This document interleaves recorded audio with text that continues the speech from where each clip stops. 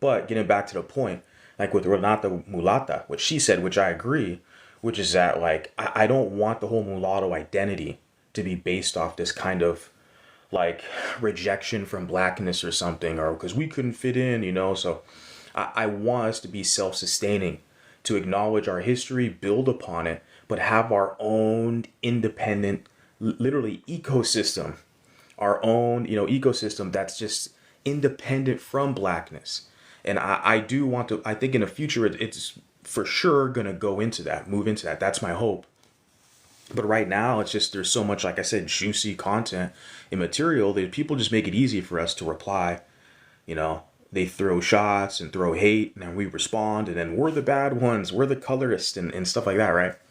But nobody calls these people that are making all these damn, you know, light skin jokes colorists. Like, isn't that, if someone's talking about your light skin or your skin color, that's colorist, right? It seems like in the United States, they've made it acceptable to talk about someone if they have light skin, or even for white people to talk about them being pale or something like that. That's seen as like acceptable. It's crazy. But you talk about someone being dark skinned or something like that, people start to cry and start to whine and get sassy. You're like, damn, the double standard, it's kind of crazy, yeah. But that for my future goal, like I said, I have that similar vision with Renata Mulata, is that I want the mulatto identity experience to be about us, mulattoes, and it's just an independent group of people. And that's what this whole identity formation and cultural development, it's going to take generations. Like, I shared some stuff with like the mulatto peppers, right? The Buena Mulata peppers, and like, and developing recipe dishes, developing traditions, having historical landmarks like the Mulatto Mountain, Mulatto Bayou, and in these different situations, right? And active travel with other mulatto communities or ethnic groups in Latin America, expanding, having a global kind of vision, but basing that, developing a culture, developing an identity that is independently and uniquely us, basically independent from the black community, but uniquely us. And that's where the schism comes in when you're networking and dealing, because there's a lot of mulattoes, I'd say most, honestly most, they still think they're black people. And so when they come across someone like me, it's kind of, it shatters their psyche.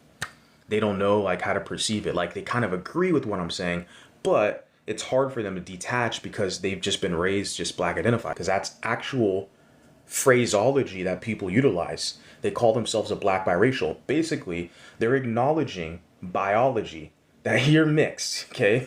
You're biracial, but they put the black in front of it because it's a political statement.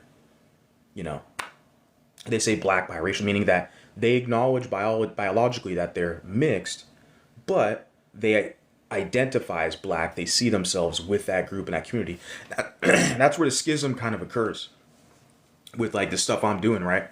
That's where the schism occurs, and that's a challenge for sure. And am I trying to win those people over? No, I'm past it. Even when I first started out, my whole thing was, man, if you're black identified, fuck you, get out of here. This ain't for you. I'm not even speaking to you. You know, I'm still like that now. I don't even care. Like, you already made your mind up. I don't care. I'm not even trying to recruit you. None of this. I don't care. Go help them out. They need all the help they can get. Have fun. Like, my whole thing is, I want people who want to be here, who want to support, who want to be involved in a community or an online space, whatever, of mulattoes who actually support other mulattoes, who that's their vision and goal. That's it. So I'm not even like, there's no recruitment or trying to win people over or whatever. You know, that's not the goal here. The whole goal and vision is for us to have our own space of healing, basically, and of affirmation. And just a support network. Like, when I started doing material and there were some other like YouTube pages that were like mixed race specific, the whole thing was like, okay, great. Now we can network with people and do business with them, consult with them. We can have a real community where there's support. We can ask questions and ask for tutelage or support their business or products, right? That's the whole thing. We can actually have support there. And that's still my vision. But I don't want it all to just be off this kind of negative neglect. Like, I want, like, there was a gentleman, his name was J4 Conversations was his YouTube channel name, which I really liked, admired him, because he was an older man, academic, had a good sense of the English, language. His vocabulary was really good. Academic scholar, so it made sense. He worked at university, and the guy, the way he phrased it was a cultural kind of handshake, like to give the black community a cultural handshake, but then just kind of wipe off your dust off your shoulders and your clothes, and just, okay, it's been good the past 100 years with the civil rights and all this stuff. Like, we helped you out. It's been great, but we have to kind of go our own way, our own path, our own destiny. And that's the kind of position I'm in, where it's like, I don't want to fight with any of these groups. I'm not looking for enemies. That people just, there's a lot of bad people in the world. Doesn't matter your race, So you just end up, there's people that just want a problem when it's not there. But my whole thing is, yeah, exactly. I just want to have a good, cultural handshake, like, okay, and then focus on myself and my own folk.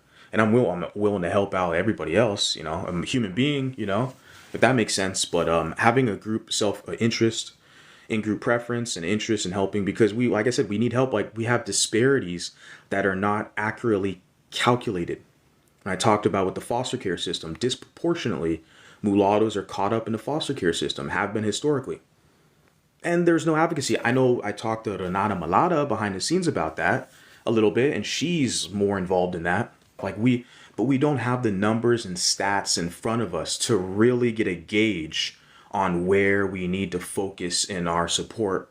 And then also April Mary talks about the whole donors situation, as far as with the blood transfusion or bone marrow transplants, right? That's a big issue for us. And we need to have solid matches when we need specific procedures and surgery. Like, we need to be able to have like a database where we can find matches for us, and that's something we have to take in consideration.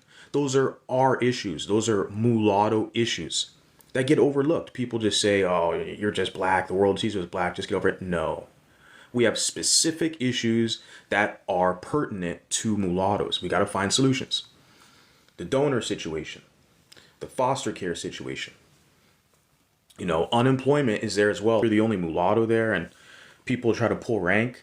It's a challenge. I think a lot of the men, I tell other men, mulatto men, like, get into your own business. And a lot of the men who follow me too, like the successful mulattoes, that's it. They have their own business. They're independent contractors, sole proprietors. Like, they're doing their own shit. Where they're their own man, and they can basically control their whole like operation, And I think that works out best for us at this position until we can get in a position where we can hire others, branch out, outsource some labor, but create companies, establishments, and businesses where that cater to us and our needs. Because we don't currently have that right now, right? We're guests everywhere. Yeah, it doesn't matter what type of business I apply, I work there or here or there, and it's like, you're a guest. You're a guest, and you're already a minority in a lot of cases. So the possibility of getting outgrouped or discriminated against is high with us. So we have to develop some type of like communication network. And what I've stated as well is like with the my goal as well is to have a discrimination hotline, because I know other groups have that, like the Sikhs. They're like an Indian kind of group, religious group. East Indians, they call Sikhs, and they have already laid out, like, they have a discrimination hotline. I'm pretty sure other demographics as well, like Jewish people or Asian people, whatnot. Because Black Americans have legit organizations, right? Like the NAACP, they have organizations like that. Al Sharpton has an organization where it's like they report like discrimination. And so, but what I'm saying is that these other groups, they have legit organizations that will advocate for them and that will report discrimination. But with us mulattoes, people think they can jump on the internet and slander our name. And we go in the working environment, we work for a company, people think they can talk to us however they want, openly discriminate against us. It's not even little slick comments like or under the breath. They will literally look you in the eye and openly think they can talk to, like, basically try to take away our humanity or like know your place, right? That's a harsh reality, but we got to deal with the reality, the history, and find solutions with that. And the solution, I'm saying, is to have a grievance board or a hotline where we can report workplace discrimination. When you show proof they actively that they are working against mulattoes, they have anti-mulatto sentiment, they're denying you employment, or they fired you from the job, or giving you disciplinary action because you're mulatto, like, we need to be on that as a unit. That's how we will establish power and find solutions. That's it. So the donor situation, of course, there's already multiple petitions out here that I promote. Mixed Lens has one, Renata Mulata has one, Flowers Telling Stewart has one, and a couple other ladies. They have petitions to reinstate mulatto on the census so we can get calculated, we can get data, hard data to help us out with this. That's a big one.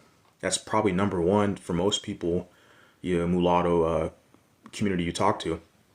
So the mulatto classification, the donor situation, the foster care situation, and workplace discrimination and harassment. Those are four I can think of right now that are major things that we all. I'm just one dude. I'm putting this stuff out here, but I always tell people, like, I'm not special. I'm just one dude. I'm just not gonna get punked around in this society. I can't tolerate it. And but yeah, I'm always here for you guys. You guys have anything to add and suggest,